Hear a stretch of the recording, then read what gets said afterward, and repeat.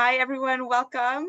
We may have more folks joining us throughout the next few minutes, but I want to honor your time and say thank you. I know you have a lot of places you could be this afternoon, a lot of compelling breakout sessions. I hope you've found the afternoon incredibly engaging as I have. I am really thrilled to be with you here today, and I will begin sharing a little bit of what we want to do in this time together.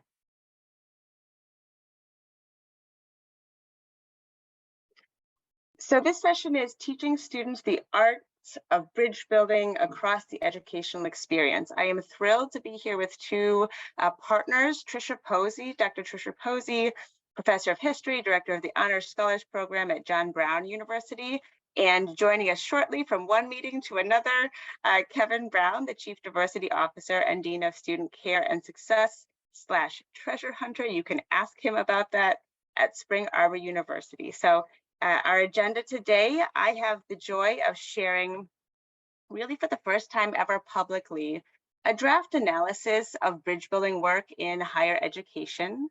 That will be the first 20 minutes or so of our time together, but very interactive. And then the next 20 minutes is learning more from these two different campuses from a really practical program that Ibu Patel, Interfaith America's president and founder, spoke about in the opening plenary today, to understand what does this look like to instantiate in really different ways at your institution. Just so you know, there will be time at the end, sort of sign up if you want to get this presentation in your inbox. This is the kind of information that you can get from the presentation that I will not go over today to honor our time. But I do want to make this available to you so you can explore more deeply from your own desktop. So just to get things started, I would invite you to tell us a little bit, engage with us today using this Slido. If you go to this by pointing your camera at it, or you can go to slido.com and enter these numbers. This will be one of the ways that we can sort of interact a little bit together as a community of practice. Feel free to put in the chat if you're having any challenges with that. And I will ask the first question. So we want to know who's in the room. What is your primary relationship to the college or university?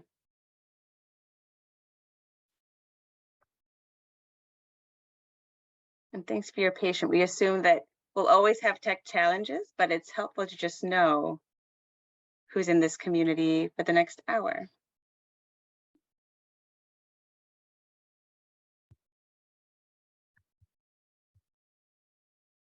Oh, good. We've got a good broad cross-section of a range of folks. So some faculty in the room, some organizational partners, other, and student-facing staff. Okay. Well, it's wonderful to have you all here. I hope that each of you find something useful in this conversation. Thank you for that. As I mentioned, I'll share a little bit of the background of this broad review of bridge building work in higher education that my organization, Interfaith America, has undertaken over the last couple of months, but would love to learn what is most interesting to you in our 15 minutes in engaging that. Is it learning more about this, its background, its process, what we found from our interviews, what kind of resources you might be able to use moving forward, some of the metrics that organizations are thinking about around bridge building, or some of our recommendations coming out.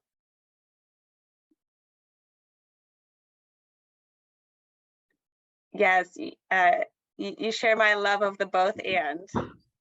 Okay, so it's a broad interest in all of these.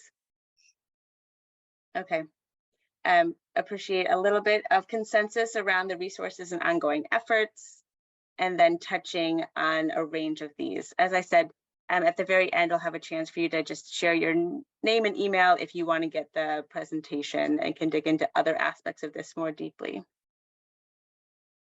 Great. So just a little bit by way of brief introduction, My name is Becca Hartman-Pickerill. I realize I never said that at the opening. I am Director of Program Resourcing at Interfaith America, Chicago-based national nonprofit partnering with colleges and universities and other leaders in other civic sectors to really realize the potential and the promise of a healthy, diverse democracy. And so we were invited by More Perfect to develop this landscape analysis of bridge building organizations in higher education. I'll give you a little bit of background to the project in a minute, but just to share a little bit of the context that we're working in, which I think will be familiar to all of you.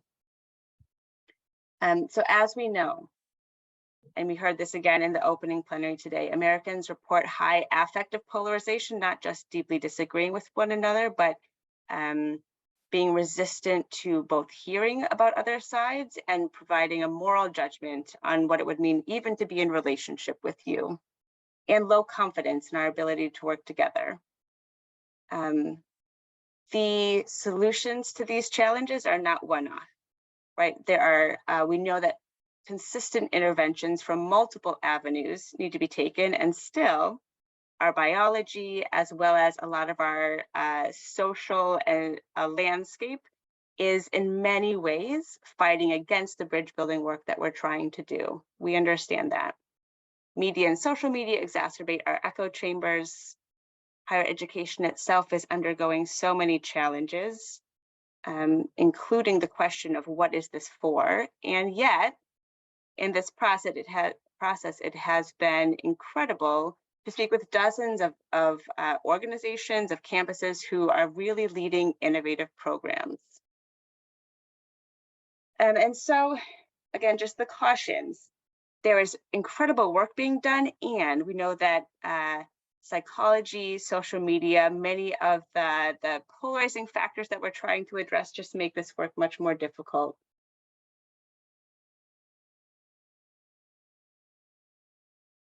So we are encouraged, and we also want to be a little bit sober about how we proceed with what we can do together. So I want to start with Interfaith America's own definition of bridge building. A couple of pieces of context for all of you. In this process of trying to understand what's happening within higher education, certainly it is true that lots of different organizations and campuses have different definitions for what counts as bridge building. Here's what we define it as: engaging across difference in ways that respect identities, foster mutual relationship, and seek a common good. So for Interfaith America, bridge building is a set of skills that need to be embedded into the college learning experiences. Right, so it is, as I say in the last slide here, necessary but not sufficient for strengthening civil society. We see this as a piece of a really important set of complementary efforts to developing our healthy, diverse democracy. So as I said, we partnered with More Perfect, and you heard from Melody Barnes at the beginning of this, to interview a dozen campuses, a dozen higher ed associations, and a dozen bridge building organizations with interventions in higher education. This was in the fall, a little bit here in the winter, and now in the spring, we're moving into some of the socializing these findings and more in conversation with higher ed associations, all for the sake of understanding how we collectively can work smarter and not harder where it makes sense. And so we are hopeful that new collaborations or making work more accessible to more people will come out of this. If this is, my great goal is that this is a tangible and practical resource for you, which is why I want to make it available to all of you at the end of this.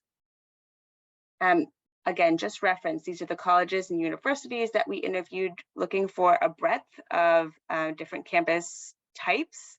Also a breadth of, thank you, Susan, I will, great question.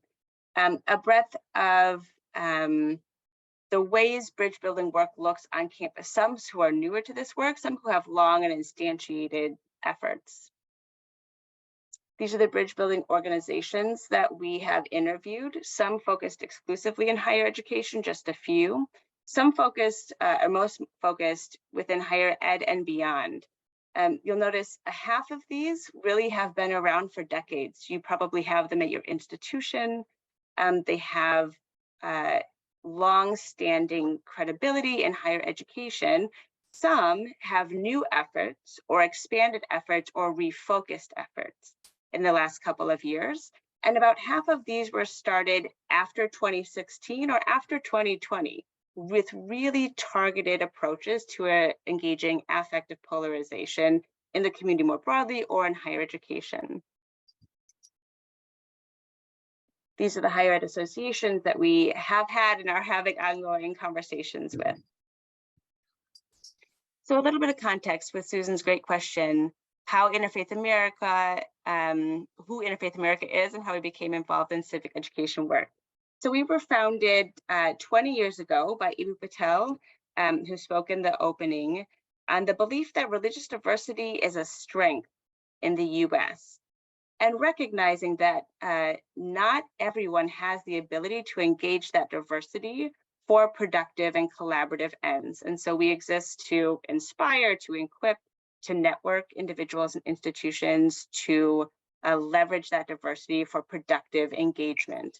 So our work has always been bridge building, and oftentimes we're inviting folks to think about worldview identity in the context of that, and recognizing that no bridge building work can happen in this era of polarization if it isn't using the methods and seeking the kind of relationships and skills that actually undercut that polarization in the first place. So that's how we got involved in this work. We work with about 600 colleges and universities every year, and happy to share more resources about our organization at the end of this. I just named a lot of different campuses, associations, organizations. Most of the findings I'm sharing today are about the bridge building organizations who already have targeted efforts within campuses. So I would love to know for you all, which are the organizations that you're already partnering with or working with at your institution?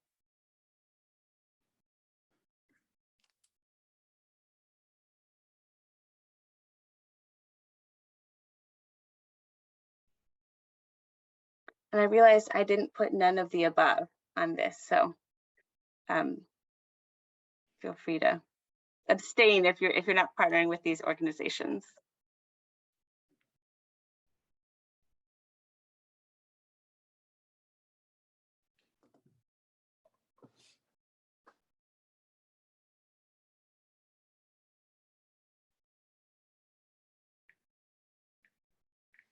Folks able to use the, oh, there we go, great. So we have partners, folks partnering with Bonner, Constructive Dialogue Institute, formerly Open Minds, the Institute for Citizens and Scholars, and just a note, in the middle of February, they have a really exciting report coming out that I will include in the follow-up email from this that reviews 200 different organizations' outcomes around what we would consider bridging skills. And then our organization, Interfaith America. And Susan, I see a really thoughtful question in the chat. I will save that for the end if we have time, and I hope we do. It's a common and really important question to address. Great. So one of the questions that we were sort of asked in this whole effort is, do we know what's happening at the organization? As one of the opening plenary questions, I think, how do we instantiate the different spaces of civic organizations or maybe cross-campus efforts to cultivate the skills of bridge building, of engaging across deep difference? If this is happening at first year orientation and in a range of other programs, do we know that? Do we know the ways in which some of the skills or the experiences of bridge building are showing up at our institution, and what are creative ways maybe that we start to draw a container around it, around some shared learning outcomes, maybe badging, priorities on campus?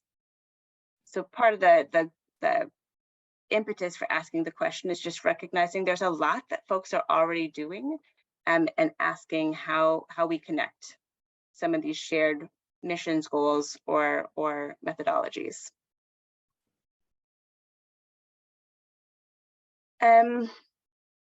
A couple of the themes that came out of our interviews with about 24 campuses and organizations. One, folks have shared that it would be really helpful to have a searchable database. And, you know, it is helpful to know that all of these orgs exist, but to know in greater depth with some curation about who they are, who they serve, what their intervention is, the scope and scale of that intervention. Is it a one-off virtual 2-hour training? Is it a 5-week, asynchronous course with synchronous components to it that costs money?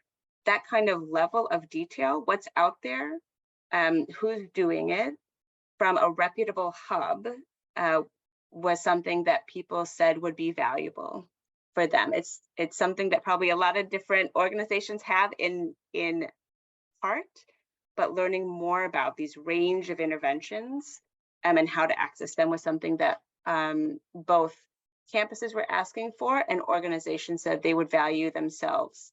A piece of what's interesting in the growth of this field of engaging deep difference, or maybe new attention to the field of engaging deep difference in higher education, is just the incredible growth in the number of organizations doing this work and the research-backed practices that help to drive their focus. So we still have several of these organizations are pretty broad, and many of them have very specific focus. So how do you find the right resources for the work that you want to be doing on campus? The second finding or sort of observation theme was that, yes, we want to think about scale, but we also know how important localized intervention is. So we'll hear more from a colleague at John Brown University. We talked to several members of the CCCU, Christian College Consortium, and to have trusted resources from the association that from a trusted association is an incredible asset. So what does that look like for community colleges, for public institutions, for private religiously affiliated and non-sectarian institutions, right? This takes a lot of time, and done well, it takes a lot of energy. So from our colleagues at Philander Smith, HBCU that partnered with John Brown, how are we investing back into these campuses so that people have the time to commit to this? Not that it's an add-on that's instantiated into somebody's responsibilities, right? We know this is localized because some institutions are responsible to the state government more than others. And so how do you frame this or equip educators to frame this in a way that does not get you on the homepage of the New York Times or with your funding being threatened? Hey girl, stop. Hi, Jill, we can hear you. I'm If you don't sorry. mind muting. Thank you. All right, I actually would love some engagement too. So feel free to speak into the chat, any questions folks have. So the final theme from this is just that actually field investment and senior leadership is good for buy-in, is good for everyone. There was a sense from both campus partners and from organizations that when people go to their administrators, or as an administrator, when folks go to their faculty or staff, if there's a broader awareness of what we're talking about when we say engaging across deep difference or bridge building, if there's a broader understanding of the cross-partisan, transpartisan need for this, then the ask for more investment, for people's time, is a lighter lift for everyone who's trying to do this work on campus. So again, in addition to whatever collaborative work can come out of something like this report and the incredible work of CLDE, for instance, some of this awareness raising and gaining buy-in has a positive effect in itself. This is sort of an example of one of the things that folks have just said would be helpful, right? This is not an exhaustive list. There are lots of other organizations doing bridge building work in higher education, but something like this, right? Organizations, who they work for, do they offer consulting, right? Do they have resource libraries, either of reports, courses that you can use, resources that you can use in coursework or in co-curricular work? do folks have a robust monitoring and evaluation system that they use to test their own intervention, or that you could use to test an intervention at your institution? The answer is yes. And so how are we using some of those resources that exist? Are folks organizing their own communities, right? A big piece of what we know people need in this work is to just feel like they're not alone, to learn from one another, to be able to troubleshoot with one another.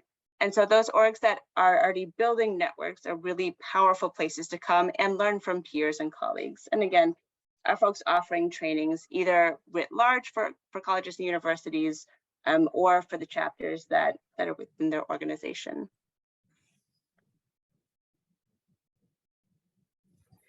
So for those folks who are outcomes oriented, I mentioned that the Institute for Citizens and Scholars will have a report coming out in the middle of February that outlines learning outcomes. Paula, if you don't mind muting. Paula, apologies. That outlines learning outcomes from 200 different organizations. So this is from about a dozen. And interesting to see how organizations, through, again, some really excellent research-backed practices, are measuring the interventions that they have. So, you know, I broadly categorize these into knowledge, skills, experience, and attitudes in some ways to think about how these fit into frameworks that we're already using or exploring across higher education. Some might say knowledge, skills, dispositions. In any case, these are some of the most common outcomes that organizations' interventions are starting to measure, right? And so there are things that potentially we can collectively say, maybe we have different definitions for what bridge building is. Does your intervention measure growth around communication skills, the skills to engage across deep difference, open inquiry on campus, intellectual humility, a sense of belonging, right? These are not new. These are shared across many different frameworks, and they are the interventions that many of these bridge building organizations are measuring through their own programs. So how do we help to raise the expectation for the work that we're doing, or again, draw sort of a circle around what it means to do this across 4 years or 2 years at an institution based on what we're measuring? I think one of the opportunities coming out of this that we're seeing is just the value of trying to measure in 3 to 5 year increments at institutions with different kinds of interventions. How do we see these outcomes changing? It's something that, just because the field in its current instantiation is pretty new, that we don't have. And I think one of the opportunities coming out of this. I'm about to close out. So let me just say, I will, again, would love to share this draft report with folks at the end of my portion of today's presentation. I'm going to leave the points of tension and questions, and happy to come back to those. The recommendations are really investing in collaborations like CLDE and several others, instantiating a 3 to 5 year analysis, evaluation in campuses with different types of interventions, and then creating the kind of resource hub that shares some of the information people are asking for. In our conversations with higher ed associations, it's also clear that this is already a priority for associations. Several organizations have already included bridge building as a theme in their annual conferences this year, or say that they want to in the future. Some have struggled with that as plenaries, for instance, addressing polarization. Sometimes it's difficult to get leaders to sit on the stage and publicly speak about this for understandable reasons. We come across the same challenge. People have really different frameworks, definitions for what it is they mean by this. And I think one of the questions for the field is that okay? Is that a problem, or is that okay? How do we think about what possibilities we create by giving some greater definition to it, while recognizing that we might be excluding some work that's happening as well. Those conversations are ongoing, and so if you do get the draft report, I will be happy to send around the more finalized report after more conversations. Feel free to put your name here if you want to receive a copy of this draft report, or put it in the chat, and I'll be happy to send that out to you. One more note, just a couple of frameworks. You'll see the CLDE framework here on the right. There are a couple of frameworks that we're starting to put this in conversation with. Would love people's thoughts and reflection on that. And here are a couple of just ongoing efforts and initiatives that are good to know about in relation to this. So already existing efforts at colleges and universities doing research on this. Many who are inviting opportunities. If you have a research idea, for instance, the Polarization Research Lab is interested in working with you. And then other great higher ed collaborations. Clearly, the CLDE effort here, partnership between America Democracy Project with ASCU and NASPA, the spring CLDE meeting, and then many other civic organizations and efforts as well. So thrilled to be a part of this process. Just to share, we'll have the end of this PowerPoint is a lot of those organizations in greater detail. So thank you so much for your time and participation. And I would love to throw things over to Trisha Posey from John Brown University, who helped to co-lead a Bridging the Gap program, one of these campus-based interventions, to talk a little bit about the context of your institution, what this looked like at John Brown, and also welcome and thanks to Kevin, who is here, who will be speaking about your work leading this at Spring Arbor when Trisha has concluded. Thanks, Becca. I do want to make sure I leave plenty of time for Kevin as well. He's been doing this longer than I have, and so has quite a bit of expertise in this area. As Becca said, my name is Trisha Posey. I'm from John Brown University. We are a faith-based institution that is in Northwest Arkansas. We have about 1,200 undergraduate students, and Northwest Arkansas is kind of a unique area. We are very close to Walmart headquarters, and also close to the flagship university for the state, which is located in Fayetteville nearby.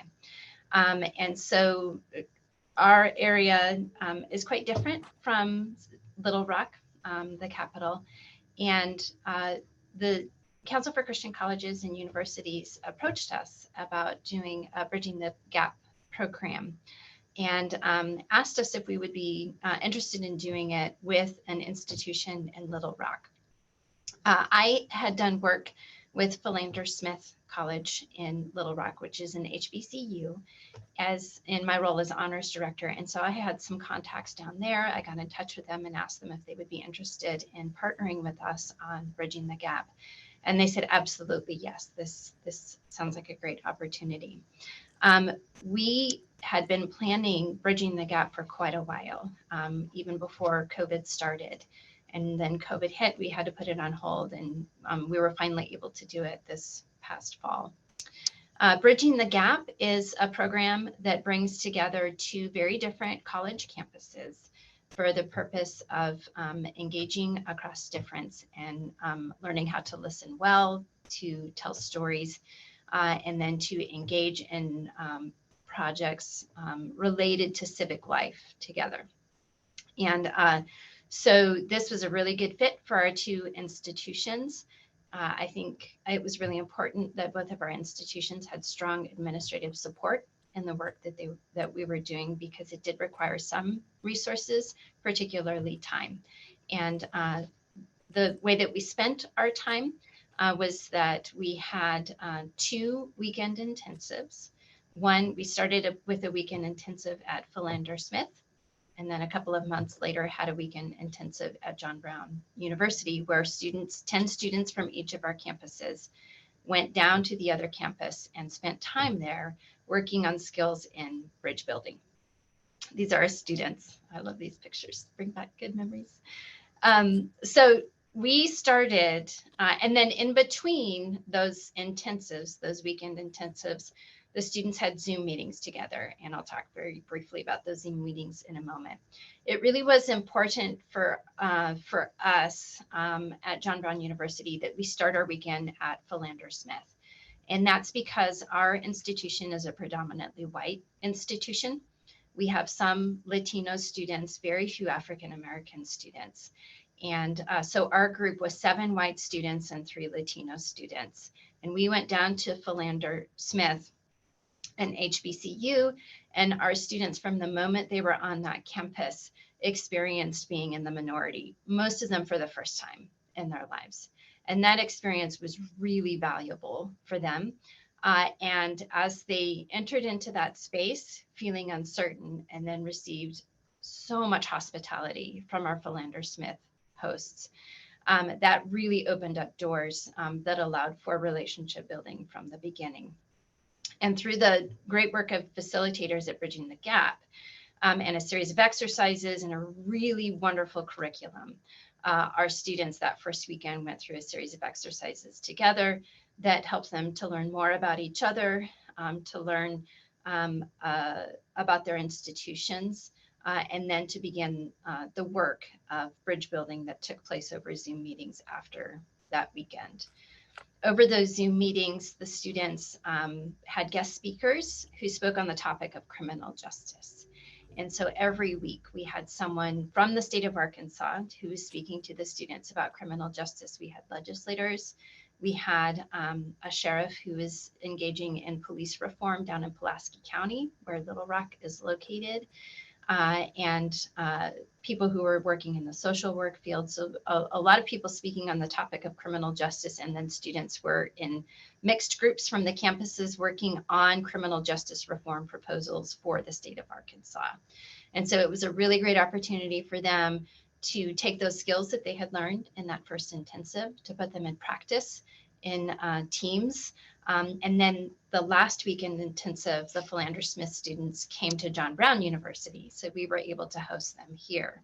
And they spent that weekend finishing up their proposals over a couple of very late nights. And then they presented their proposals to state legislators from Arkansas and our college president and some university professors, and shared their excellent work that they had done together. And it was such a wonderful experience for our students. The students at John Brown University learned what it was like to be in the minority. And several of them said, now I understand how many students at John Brown University feel. And they made a commitment to making some changes on our own campus to be more welcoming to students who might feel like they're on the outside. It allowed our students to learn the importance of being courageous in conversations that might get uncomfortable. And I think students on both sides really worked at that really hard, and I was really proud of them for that. And so it was a really great experience. There were some challenges. It is a pretty significant commitment of both time and monetary resources. But our campus was willing to make that commitment, so that mattered. Zoom meetings are always hard, and it's difficult to build relationships over Zoom meetings. So that was one barrier that we just really had to consistently work to overcome. And then there's just the unforeseen challenges of students having to drop out for a number of different reasons, and then faculty having our own experiences that mean personal crises that meant that we weren't able to fully engage. And in those intensive experiences, you have to be able to be fully engaged. So, but overall, despite those challenges, a really great experience, I think, for students on both campuses. And I would be very happy to answer any questions that you might have. I know you might have quite a bit, but I also want Kevin to have some time to speak as well. So I'm going to pass it on to Kevin and have him talk, unless Becca, do you want to introduce him first? That's great. Thank you. I think that let's pass it over, and then folks can just keep your questions in mind, or feel free to put them in the chat, and we'll certainly have some robust time for questions at the end. Kevin? Thanks, Becca. Thank you, Trisha.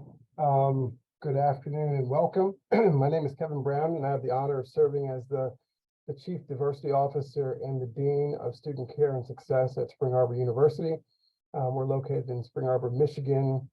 Those of you that may understand the mitten, we're like right about here between the city of Kalamazoo and Ann Arbor, right in the middle, along the I-94 corridor. We began our bridge building work in the fall of 2019. It started with a conversation with the founder, Simon Greer, about bringing this bridge building work to the higher ed space. It had just, for me, serving as the university's Chief Diversity Officer, it was an opportunity for me to think about how we could address some issues that we were having on our campus in terms of how we treated one another, how we did life together. Spring Arbor is a predominantly white Christian institution in the Free Methodist tradition. And it was when I had begun this work as the Chief Diversity Officer, we had just concluded the election of 2016, and folks were taken aback. I think the whole country was, in terms of the outcome, and folks didn't quite know how to deal with it. And so what I learned is that our young folks certainly aren't as old as I am, and so communication with one another is in the form of the number of characters or on this little smartphone as opposed to face-to-face interaction. So I was trying to find a way for our students to learn how to communicate more effectively with one another in an authentic way. And so during our January term, like Trisha and John Brown and Philander Smith, we partnered with Oberlin College.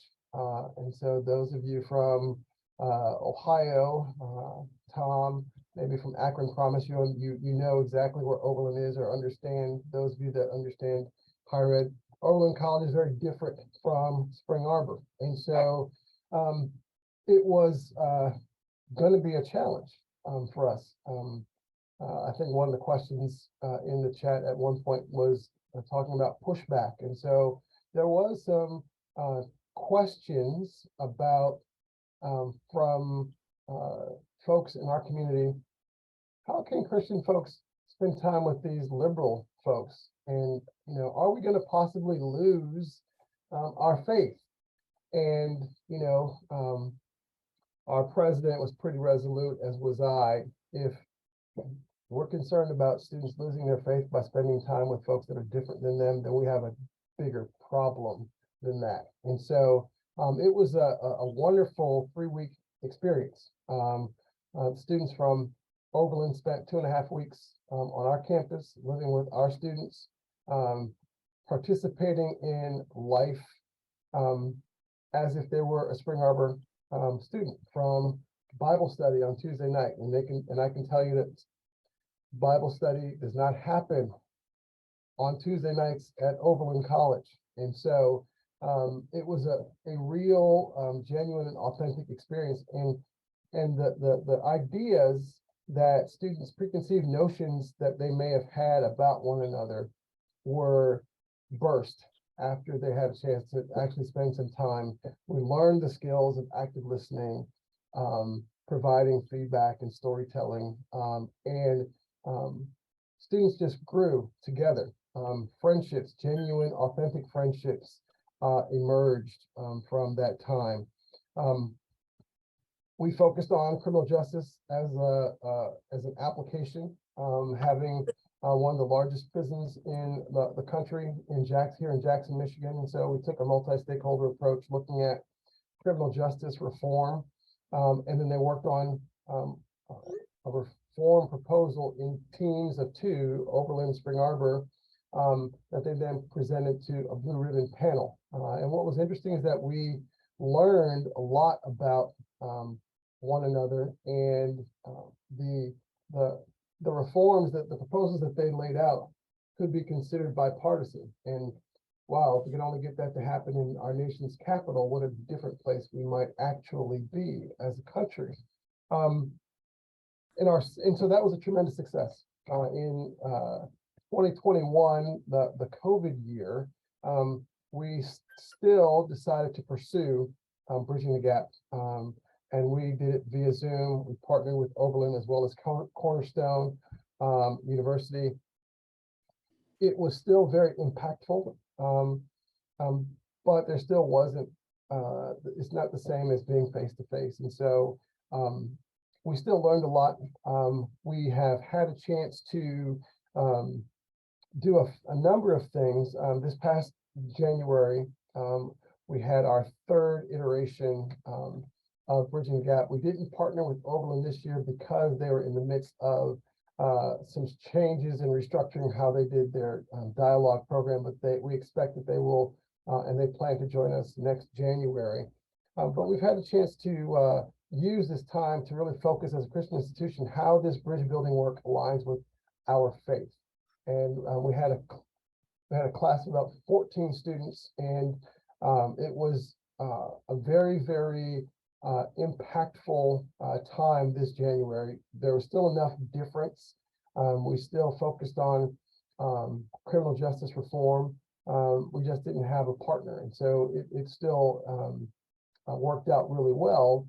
And we've since laid out the skills that this bridge building work does in lots of other arenas. And so, for example, we have we're in the process of embedding the bridge building skills into our first year experience in our core 100, because in our initial pilot, one of our students, Alexis Lewis, had a chance to debrief with our president, and he really wanted to know what were some of the most positive outcomes and what would they like to see happen with this work. And she simply said, this whole idea of active listening, I really wish we spent more time emphasizing that in our core classes as first year students. It would change the way we got along with one another, learned about one another. And so we've begun that work to embed it in our core 100 classes.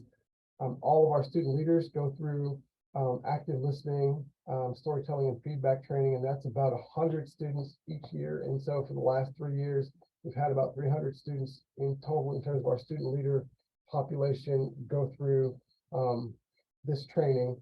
And we've also had a chance to involve our faculty, staff, and senior leadership. And so one of the things that I really enjoy, and we are blessed to be one of the first schools to just take the leap of faith, is that there isn't a cookie cutter design. Ours was during our J term.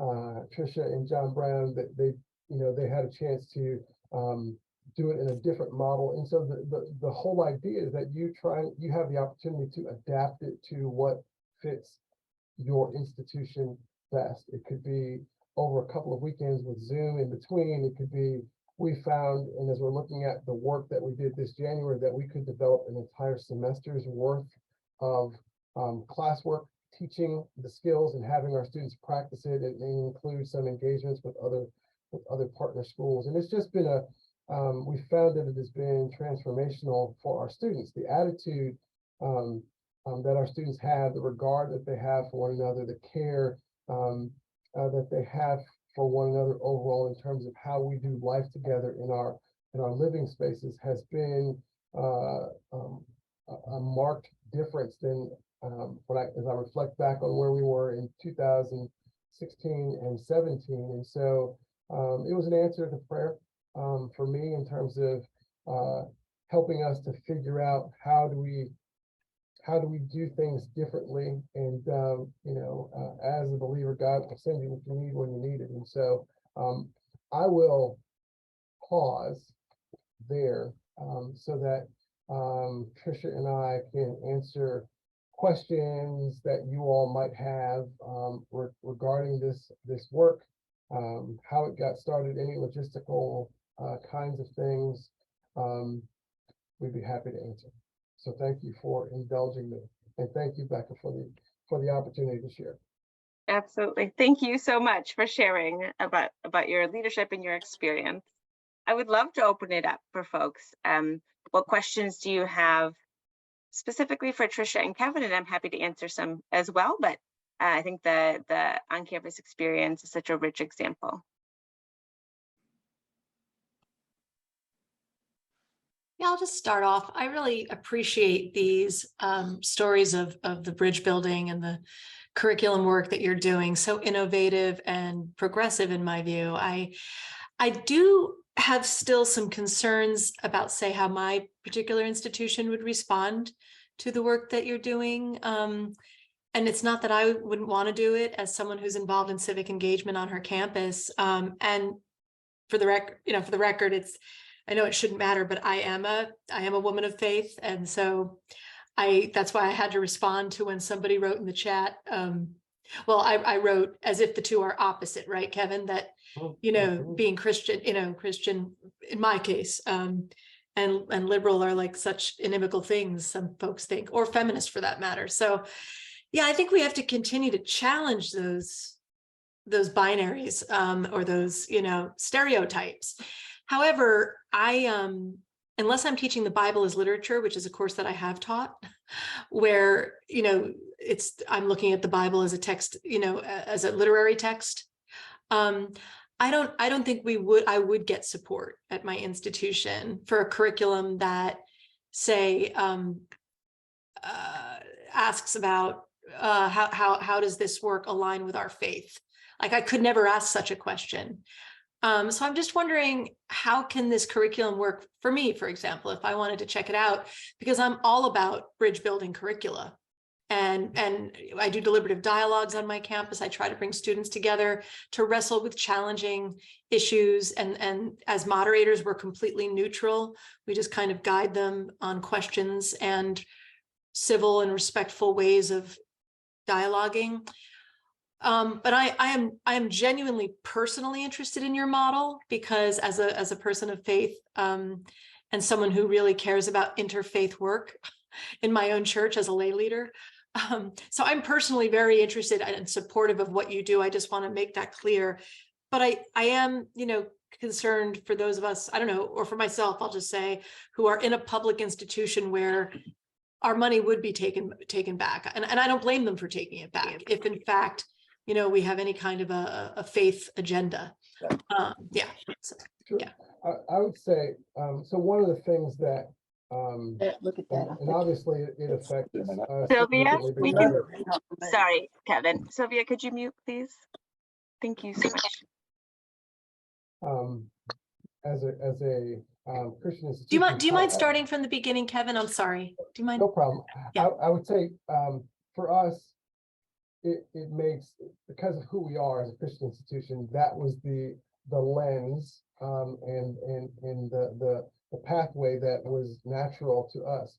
I would also say, though, we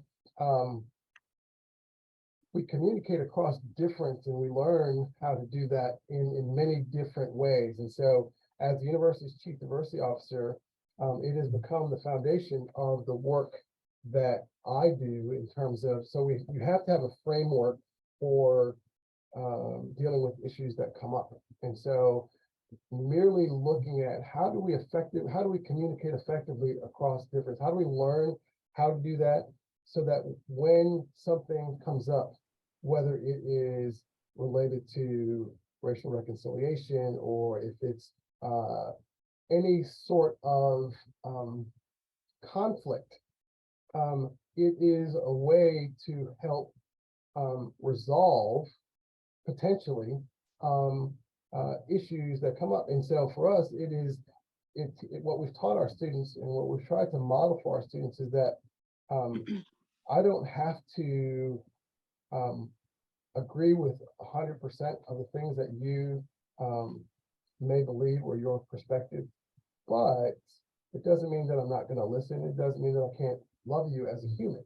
And so I think you can apply this work to lots of different spheres. And so just as an example, we taught skills in our doctoral of nursing program because as nurse practitioners, they need to be able to use those listening skills to develop authentic relationships with their patients, and give the best quality care that they can.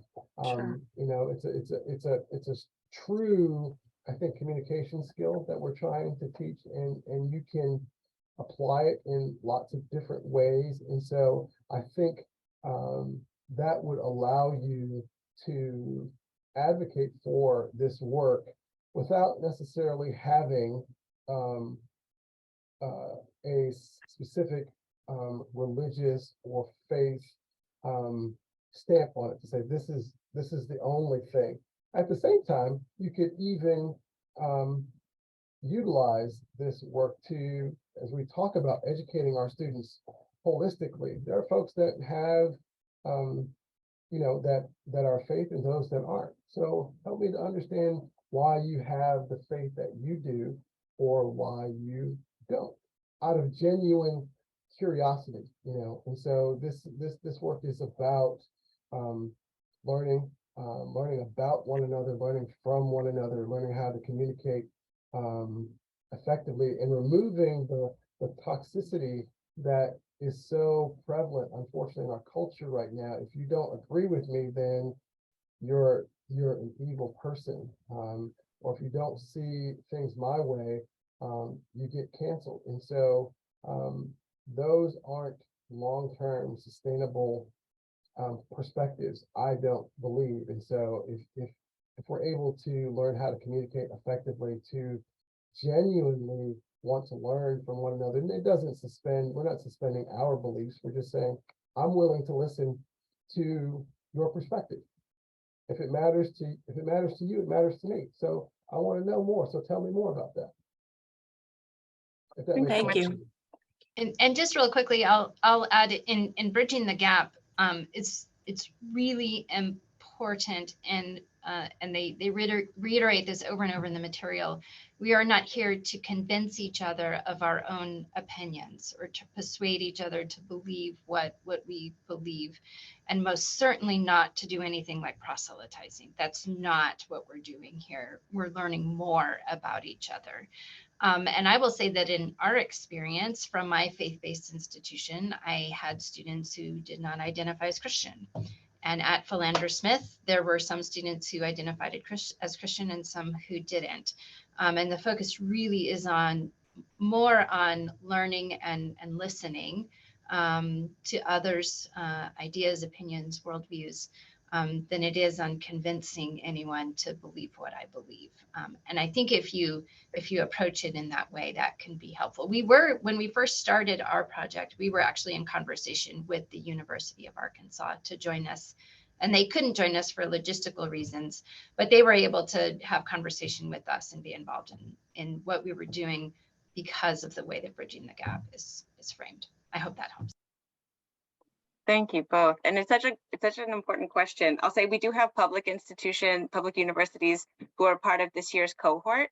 So there's nothing, you know, Interfaith America is a civic organization, not a faith-based organization. And we teach really civic skills. So what does it mean to lead, live and learn in institutions that have religious diversity? What kind of knowledge, attitudes, and relationships do you need to cultivate for that? And I appreciate so much, Kevin and Trisha, your articulation of how the curriculum can be adapted for the values and the priorities of each institution. One of the great opportunities with our work has been working more with CCCU campuses or Christ-centered campuses who often are not a part of bridge building work or broader associational work that we've seen around this kind of collaboration. So this is part of our contribution to bridge building writ large in higher education. And it doesn't mean it's easy, right? It's built on years and years of trusted relationships to understand what does this mean for my context?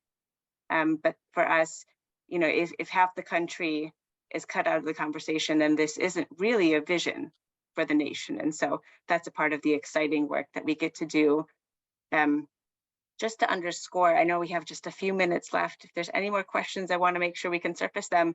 Kevin mentioned the doctoral nursing program. We actually have a grant that's open right now from Interfaith America. If anyone within religious studies or an adjacent field wants to partner with a health sciences field to integrate religious literacy into professional medical courses. And so again, the example of a hospital is a place where if you can't engage across deep difference, how do you serve your patients? It's such a great practical question that affect all of our communities. So I appreciate that example, Kevin.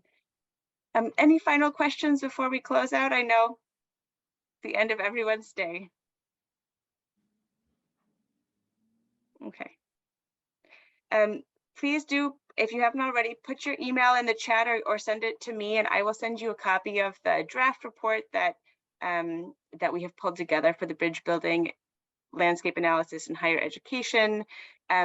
Special thanks to Trisha and Kevin for your incredible work at your institutions and for taking the time out to be in conversation with us today. And to everyone who could have spent your afternoon doing a lot of different things. It's been so wonderful to be in this community and appreciate all of your ongoing work. I will be channeling my the CLDE host in saying that this concludes today's session, and we will reconvene as the conference begins again tomorrow at 2 p.m. Eastern. So thank you so much.